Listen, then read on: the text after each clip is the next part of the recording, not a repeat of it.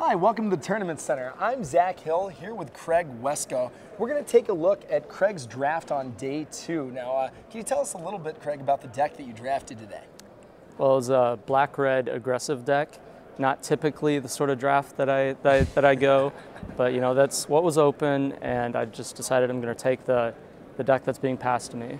It's some good discipline, not always forcing the white decks. You know, I'm not a big fan of draft because I can't just always play white, but you know, you got to do what you got to do. Very unfortunate. All right, so let's take a look actually at how those packs came to be and how Craig tried to draft that deck.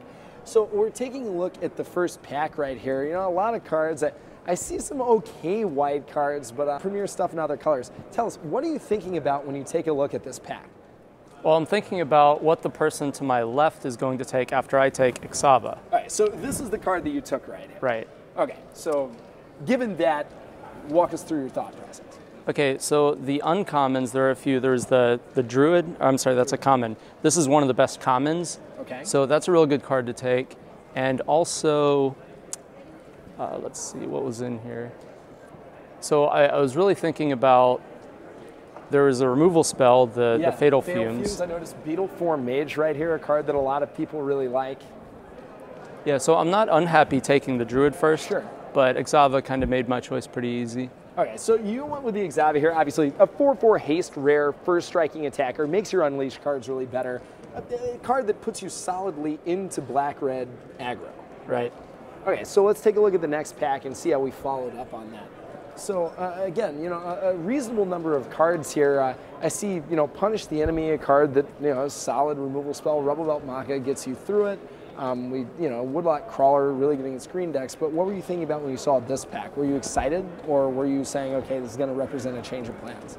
Well, there's nothing really that's going to draw me away from Ixava. Okay. And in fact, Rubble Belt Maka and the Carnage Gladiator were two of the strongest cards in the pack. Okay. I mean, there's Punish the Enemy too, which was something that, you know, it's a decent removal spell, but I really think the Carnage Gladiator is good in a very aggressive Rakdos deck, which is what RTR will really set up. And if I have Ixava and that guy, then that's my 4-drops. Now I just want to get all the Unleash early guys. Right, and this tells you that those black-red cards are being passed to you, which means they're more likely to be passed to you in return to Ravnica right here. It's hard to say in pick 2, but yeah, I'm happy to follow it up with, yeah. All right, so yeah, solidly in black-red aggro with Carnage Gladiator makes it really hard to block. Let's look at the next pack. Okay. So again, you've firmly established what you're trying to do. We see some Runner's Banes here, good against the aggressive decks, but you've got to be thrilled to see this Spike Gesture in this pack. Yeah, this is exactly the type of creature that I want in my deck. A good, efficient 2-drop that I can follow up with my 4-drops, because it combos well with either one of them. Right, and it allows you to lower your curve like you were talking about. So that is what you picked, right? Exactly. Okay, that's what we see here. Let's take a look at the next pack. Now, I think this may be a little less straightforward, although not really. I mean, you've got a Clue Stone if that's the type of thing you're into. You've got Rakdos Drake. You've got, again, some reasonably good cards in other colors. Crawl Warrior, a good early drop. But what was this pack telling you? Well, the 1/4, this is one of the best white cards. Yeah. So that's something that would draw me into maybe a black-red-white deck. Right. And this is also a pretty good black-blue card, but I don't really want to be an aggressive Grixis deck where I have 2-drops that aren't black and red, because I want to be base black-red, maybe have a splash. So Rakdos Drake is, you know, perfect. 2/3 flyer, aggressively costed, evasion, and it combos well with Ixava because it could have haste after the Ixava. Yeah, that makes sense. And especially, like, you don't want to take a card that costs blue-black right after you take a card that's black-red and try to figure out your mana base. It's a slightly more powerful card, I think, but this one is much more on theme. Awesome. Okay, so you do take Rakdos Drake here. Now, looking at this pack, a little bit different. Not any of the early aggressive creatures that we're seeing. Now, you're talking about your willingness to splash a blue card, potentially. You've got an Is It Guildgate that lets you do that. You've also got a Rakdos Guildgate. Helps out your aggressive deck, makes your mana better, as well as a few other cards in the pack. I've seen a lot of Runner's Banes here. Kind of curious to see so many of those go by. What were you thinking about right now? Well, actually, the Rakdos Guildgate, I think, was clearly the pick. Okay. And like you said, since there's so many Runner's Banes in this draft, which are good against these quick, early, 2 and 3 power creatures, but then, so then mentally I made a note, that I want to pick up a bunch of auras to put on my guys so that these things can fall off. Oh, so right. I want like Madcap Skills, Pursuit of Flight, the black one, +2/+1, Trample, whatever. Yeah, so the way that works is Runner's Bane, it's enchant creature with power 3 or less. That doesn't just mean when you cast it. That means if at any point the creature's power gets bigger than that, the Runner's Bane actually falls off. Exactly. And there's a lot of good auras in those colors. Right. Okay, we take the Guildgate. Let's finally get through the Dragon's So it's not just about what I should take, but also what sort of cards are better against the cards that are in the draft. Right, and the cards that you know other people will be taking because they're putting them into those colors. Okay, finally, so we're running a little bit later in the draft. Not that many obvious picks here. Boros Guildgate may let you splash white like you were talking about. What else is going on? Well, I think my memory is, I thought this was my second pick option. Flux Charger? Yeah, I guess I ended up taking this, which at this point I think I would have taken Flux Charger. I was going to say Flux Charger, a far more straightforwardly powerful card. Right. What was going on in your mind when you picked the Torturer? Even if you would have done something different. The Torturer is a creature that doesn't force me to splash. I can play it on color. And the thing that Rakdos does, especially the way this draft is going, I'm going real aggressive with my creatures. Totally. And so then they're in a board stall where they're just keeping their creatures back to block to not die to mine. So then what happens?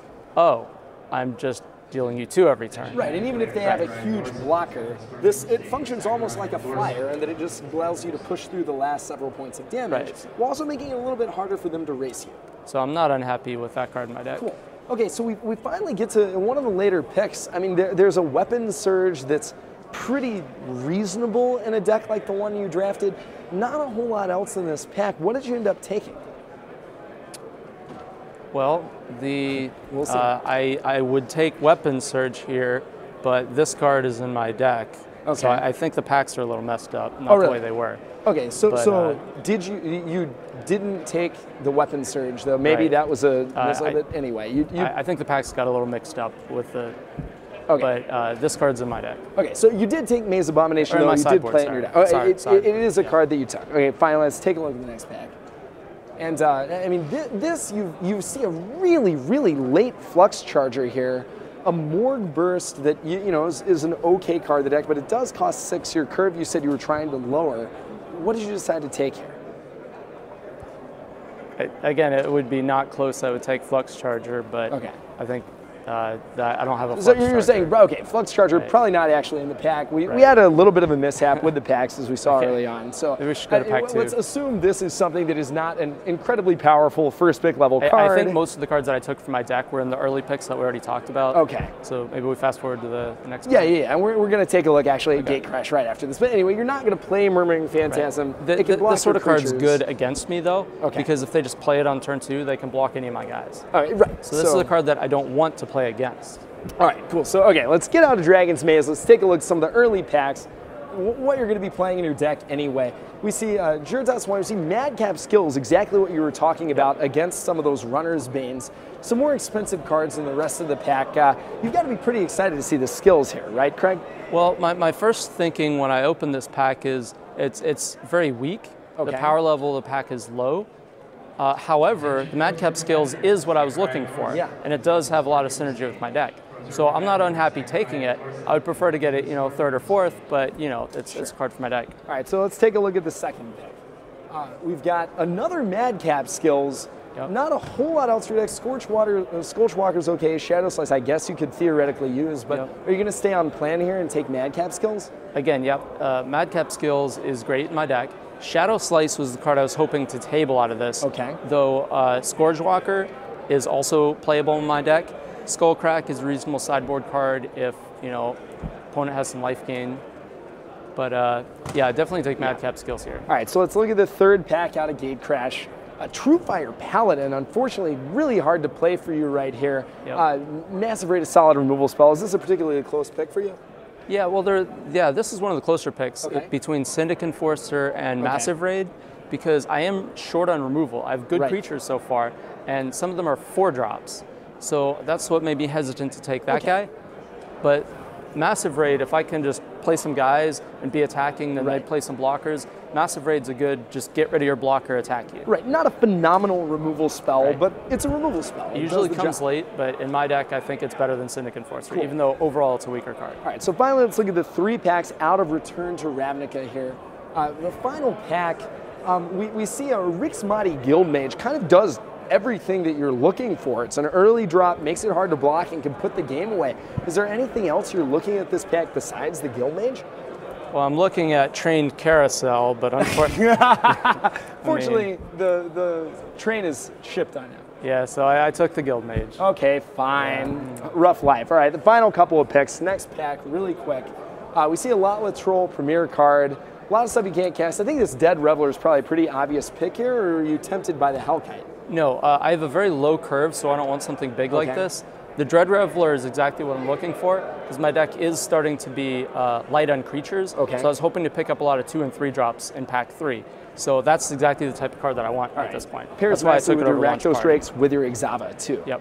All right, and finally the last pack of the draft that we're looking at, you see Pursuit of Flight, enchantment kind of goes into you. Rogue's Passage could theoretically force through damage. Maybe a Mind Rot. What do you take out of this pack? Well, Mind Rot's a good sideboard card against a slower deck that's trying to build up removal spells and some big guys. You just nab them out of their hand whenever, because they're forced to play out their guys and trade early to keep up with me.